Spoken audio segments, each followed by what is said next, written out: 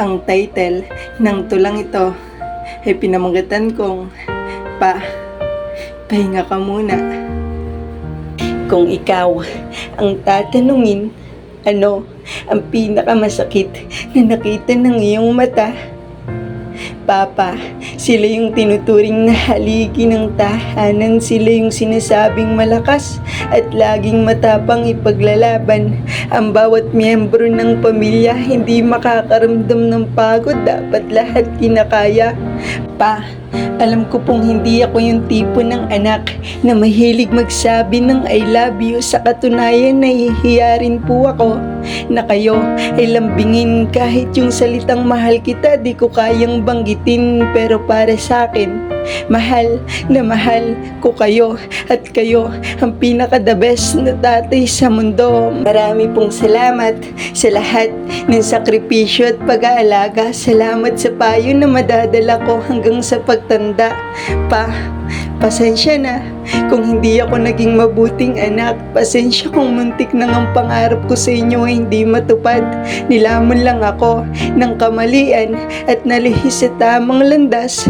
Pero ito na ako, muling babangon sa pagbagsak, mag-aaral at magtatapos para sa inyong lahat. Kakayanin ng pagsubok. Ikaw ang ituturing na modelo. Ikaw ang magsisilbing sandalan kapag napagod ako.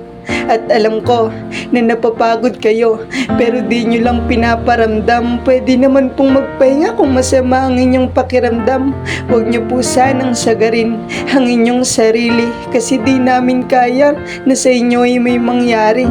At alam kong grabe yung hirap na inyong dinadanas, yung tipong mabibilad at mauulanan kapag ikaw na ay nasa labas.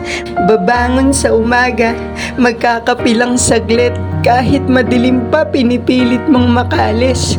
Uuwi ka ng hapon, magbibihis lang ng damit, hihiga sa papag, iiglip lang saglit. At alam nyo yung masakit, yung makita ko na umiiyak si Papa habang sinasabi yung pagod na nararamdaman niya.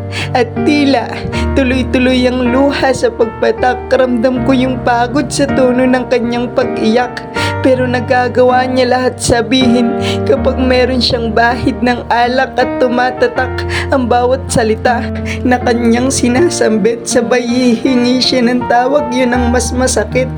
Pa, wala kang pagkakamali o nagawang kasalanan. Dapat nga magpasalamat ako kasi ikaw ang aking naging magulang, at kulang man ako sa material na bagay, sobra-sobra naman yung pagmamahal na inyong binibigay.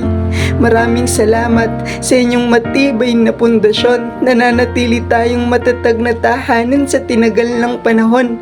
At kung dumating yung pagkakataon na kayo ay tumanda at mahina na, huwag kayong mag-alala, kasi ako na ang bahala. Gagawin ko ang lahat, at sa inyo ko naman ang mag-aalaga. Ganun naman po talaga, di ba? Ang isang haligi ng tahanan ay hindi habang buhay matatag. Dadating yung panahon na ito'y rurupok at babagsak, pero merong papalit. At yon, ang inyong anak.